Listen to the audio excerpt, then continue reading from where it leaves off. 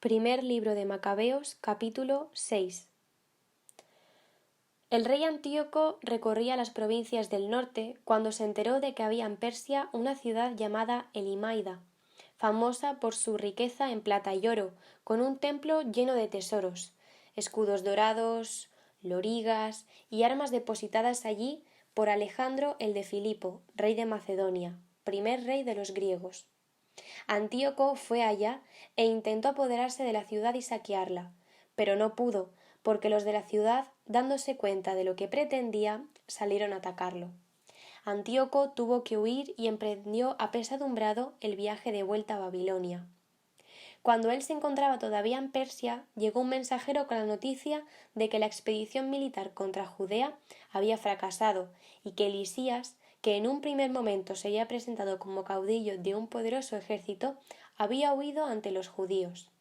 Estos, sintiéndose fuertes con las armas, pertrechos y el enorme botín de los campamentos saqueados, habían derribado la abominación de la desolación construida sobre el altar de Jerusalén, habían levantado en torno al santuario una muralla alta como la de antes y habían hecho lo mismo en Betsur, ciudad que pertenecía al rey.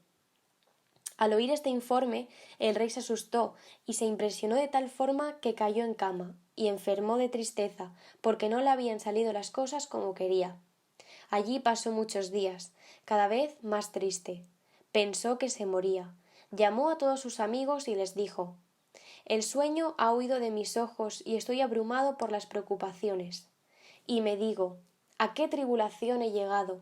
¿En qué violento oleaje estoy metido? Yo, que era feliz y querido cuando era poderoso. Pero ahora me viene a la memoria el daño que hice en Jerusalén, robando todo el ajuar de plata y oro que había allí, y enviando a gente que exterminase sin motivo a los habitantes de Judea. Reconozco que por eso me han venido estas desgracias. Ya veis, muero de tristeza en tierra extranjera». Llamó luego a Filipo, uno de sus amigos, y lo puso al frente de todo su reino. Le dio la corona, su manto real y su anillo, encargándole que educara a su hijo Antíoco y lo preparara para que fuese rey. Allí murió el rey Antíoco el año 149. Lisías, al enterarse de la muerte del rey, puso en el trono a su hijo Antíoco, a quien había educado desde niño, y le dio el sobrenombre de Eupator. Mientras tanto, la guarnición de la Acrópolis tenía confinada a Israel en el recinto del santuario. Buscaba siempre la oportunidad de causarle mal y de ofrecer apoyo a los gentiles. Resuelto Judas a exterminarlos, convocó a todo el ejército para sitiarlos. El año 150, una vez reunidos, comenzaron el sitio de la Acrópolis y construyeron catapultas y máquinas de asalto. Pero algunos de los sitiados lograron romper el cerco. Se les juntaron algunos otros israelitas apóstatas y acudieron al rey para decirle: «¿Hasta cuándo vas a estar sin hacer justicia y sin vengar a nuestros hermanos? Nosotros aceptamos voluntariamente servir a tu padre, seguir sus instrucciones y obedecer sus órdenes. Por ello, los hijos de nuestro pueblo han puesto sitio a la Acrópolis y nos tratan como extraños.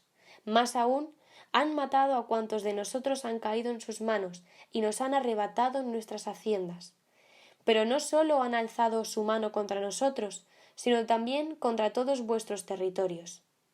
Ya ves que ahora tienen cercada la Acrópolis de Jerusalén con intención de ocuparla, y han fortificado el santuario y Betsur. Si no te das prisa en atajarlos, se atreverán a más, y ya te será imposible contenerlos». Al oírlo, el rey montó en cólera y convocó todos los grandes del reino, jefes de infantería y de caballería. Le llegaron tropas mercenarias de otros reinos y de ultramar. El número de sus fuerzas era de 100.000 infantes, 20.000 jinetes y 32 elefantes adiestrados para la lucha. Atravesando Idumea pusieron cerco a Betsur. La lucha se prolongó muchos días. Prepararon máquinas de asalto, pero los sitiados, en salidas que hacían, se las quemaban, peleando valerosamente. Entonces Judas partió de la Acrópolis y acampó junto a Bet-Zacarías, frente al campamento real. El rey se levantó de madrugada y puso en marcha el ejército a toda prisa por el camino de Bet-Zacarías. Los ejércitos se dispusieron a entrar en batalla tocando la trompeta. A los elefantes les habían dado zumos de uvas y moras para prepararlos para el combate. Los repartieron entre los escuadrones. 1000 hombres, con cota de malla y casco de bronce en la cabeza, se alineaban al otro lado de cada elefante. Además, con cada bestia iban 500 jinetes escogidos, que estaban donde el animal estuviese y lo acompañaban a donde fuese, sin apartarse de él. Cada elefante llevaba encima, sujeta con cinchas, una torre de madera bien protegida y 4 guerreros que combatían desde ella, además del guía indio. El rey colocó el resto de la caballería a un lado y al otro, en flancos de ejército, con misión de hostigar al enemigo y proteger los escuadrones. Cuando relumbró el sol sobre los escudos de oro y bronce, resplandecieron los montes con su fulgor y brillaron como antorchas encendidas. Una parte del ejército real se desplegó por las alturas de los montes, mientras la otra lo hizo por el llano. Avanzaban con seguridad y buen orden. Se estremecieron todos los que oían el griterío de aquella muchedumbre y el estruendo que levantaba al marchar y entrechocar las armas. Era, en efecto, un ejército inmenso y poderoso. Judas y su ejército se adelantaron para entrar en batalla, y cayeron 600 hombres del ejército real. Eleazar, llamado Abarán, se fijó en un elefante engualdrapado con insignias reales que sobresalía por su corpulencia entre los demás elefantes, y creyó que el rey iba en él.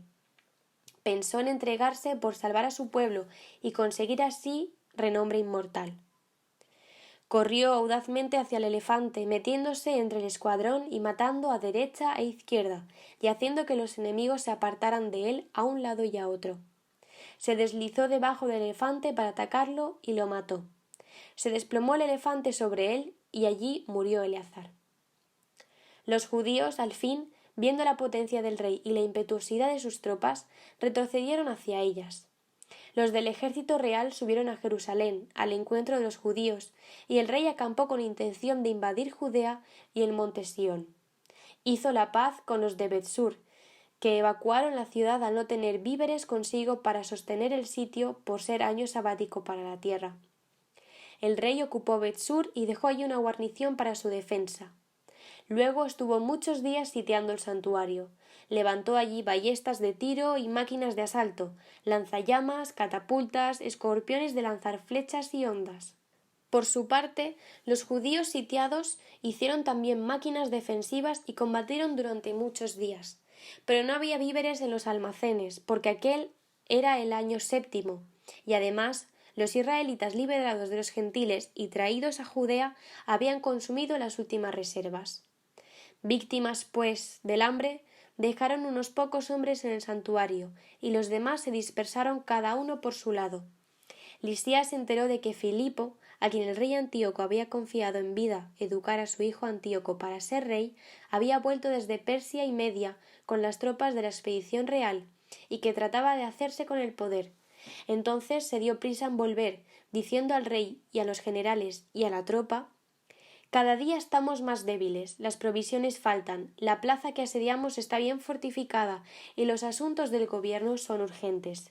Demos, pues, la mano a estos hombres, hagamos la paz con ellos y con toda su nación, y permitámosles vivir según su legislación tradicional, pues, irritados por habérsela abolido, se vienen portando de esta manera». El rey y los jefes aprobaron la idea, y el rey envió una propuesta de paz a los sitiados. Estos la aceptaron, y el rey y los jefes la confirmaron con juramento. Con esta garantía, los judíos salieron de la fortaleza y el rey entró en el monte Sión. Pero, al ver la fortaleza de aquel lugar, violó el juramento que había hecho y ordenó destruir la muralla que lo circundaba. Luego, a toda prisa, emprendió el regreso a Antioquía, donde se encontró con que Filipo se había apoderado de la ciudad. El rey lo atacó y le arrebató la ciudad por la fuerza.